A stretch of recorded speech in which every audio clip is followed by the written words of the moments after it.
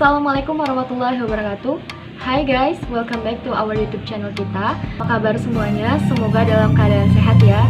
Nah, sebelum masuk kepada pembahasan hari ini, lupa untuk follow Instagram kita yaitu kspm_unja, dan juga jangan lupa juga untuk like, komen, dan subscribe YouTube channel kita supaya teman-teman tidak ketinggalan informasi menarik terkait investasi di pasar modal. Nah, baiklah, langsung saja masuk pada materi hari ini, yaitu struktur dan mekanisme perdagangan pasar modal Indonesia.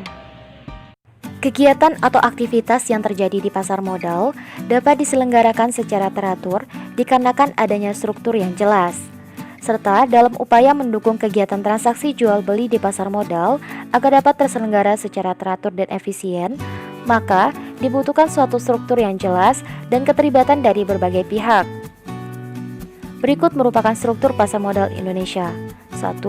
OJK atau Otoritas Jasa Keuangan yang berperan untuk membina, mengatur, serta mengawasi kegiatan pasar modal di Indonesia. 2. Bursa Efek Indonesia atau BEI yang bertugas menyelenggarakan dan memfasilitasi sistem atau sarana yang bertujuan untuk mempertemukan pihak-pihak yang terlibat dalam perdagangan efek seperti pemodal dan perusahaan, sehingga terciptalah transaksi perdagangan efek yang teratur, wajar, dan efisien. 3. Lembaga Clearing atau Penjamin atau LKP oleh PT KEPEI atau Clearing Penjamin Efek Indonesia, di mana tujuan dari adanya LKP ini sebagai penyedia jasa clearing serta penjaminan penyelesaian transaksi bursa secara teratur, efisien, dan wajar. 4. Lembaga Penyimpan atau Penyelesaian LPP merupakan pihak penyelenggara kegiatan kustodian sentral, perusahaan efek, serta pihak lain dengan penyelesaian transaksi secara teratur, efisien, dan wajar oleh PT KSEI atau Kustodian Sentral Efek Indonesia. 5. Perusahaan efek. Perusahaan efek bertujuan untuk melakukan kegiatan efek meliputi penjamin emisi efek, perantara perdagangan efek, dan manajer investasi. Atau dengan kata lain, perusahaan efek memberikan kemudahan layanan yang berkaitan dengan efek kepada pemodal atau investor. 6. Lembaga penunjang. Ada beberapa lembaga penunjang yang membantu kegiatan pasar modal di Indonesia, antaranya Bank Kustodian, Biro Administrasi Efek, Wali Amanat, Penasihat Investasi, dan Pemeringkat Efek. 8. Profesi penunjang. Tingkatan selanjutnya adalah profesi penunjang pasar modal yang meliputi konsultan hukum, akuntan publik, perusahaan penilai, dan notaris. 9. Pemodal atau investor merupakan orang yang menanamkan atau menginvestasikan modal pada suatu perusahaan. Nah, pemodal ini dibagi menjadi dua jenis, yaitu investor lokal dan investor asing. Dan ke-10 yaitu emiten.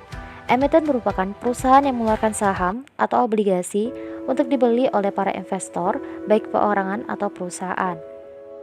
Nah, selanjutnya setelah mengetahui tentang struktur pasar modal, kita akan membahas mengenai bagaimana sih mekanisme perdagangan di Bursa Efek Indonesia. 1. Menjadi nasabah terlebih dahulu. Sebelum melakukan transaksi, nasabah harus mendaftarkan diri dan membuka rekening di salah satu perusahaan efek. 2. Order nasabah. Setelah memiliki rekening, investor dapat melakukan penawaran beli atau jual secara online. 3. Floor trader. Setiap orderan yang masuk ke broker, pesanan tersebut akan diteruskan ke lantai bursa atau floor trader. 4.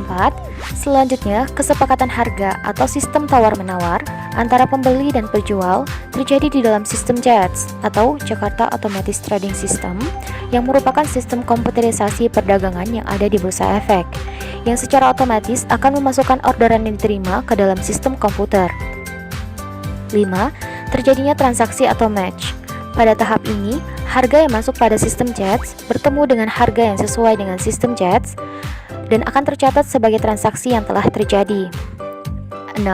Setelah itu, data akan masuk kepada lembaga clearing dan penjaminan serta lembaga penyimpanan dan penyelesaian untuk proses pemindah bukuan rekening.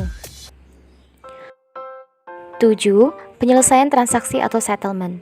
Atas transaksi yang terjadi, investor akan memperoleh konfirmasi transaksi dari perusahaan efek.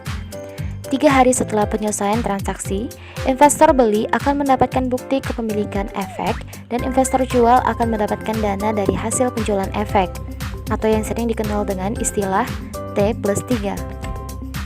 Demikianlah pemaparan materi pada hari ini. Sekian dan terima kasih. Wassalamualaikum warahmatullahi wabarakatuh.